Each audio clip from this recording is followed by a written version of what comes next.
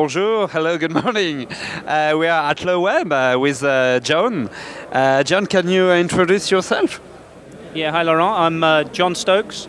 I'm a Montreal-based VC, a partner at Montreal Startup, and now our latest fund, Real Ventures. Do you see a difference between startups in Montreal, in Canada, and in France and in Europe? I think there obviously are differences, but the funniest thing is how similar everything is. I've just been listening to the first batch of the startup competition, and I think the approach in which they're taking and delivering their product is very similar to the same sort of approach that we're seeing in Montreal. Very much the minimum viable product, the iterate, get out there fast, and constantly and keep iterating, and even some of the ideas.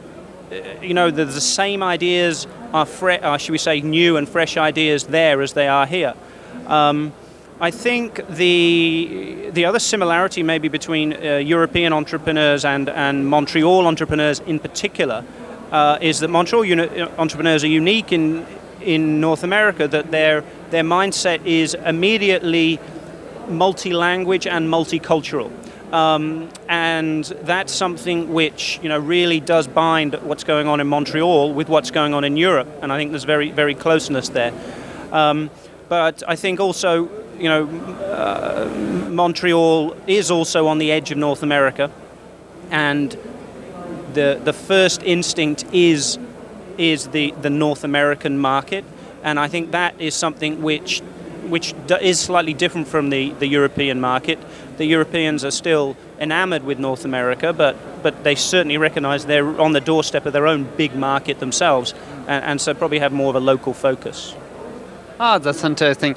So, but if every startups are doing the same thing and in the same way, why it's more interesting to do a startup in Montreal than in Europe?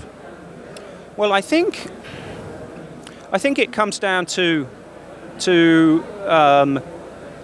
personal lifestyle choices in terms of where do you want to be when you're doing it. But just as importantly, it depends on what sort of networks and relationships you can build around you. And I think that being in an environment where there is lots of activities, lots of exchanges of ideas, but also been on the doorstep to connect to bigger, to other number of communities as well, is something which really does make the difference as to where you should be and where you shouldn't be. So I mean, I've always said, we talk about the Valley and what a great network it is, but sometimes a place like the Valley, if you don't know anyone, can be one of the loneliest places in the world.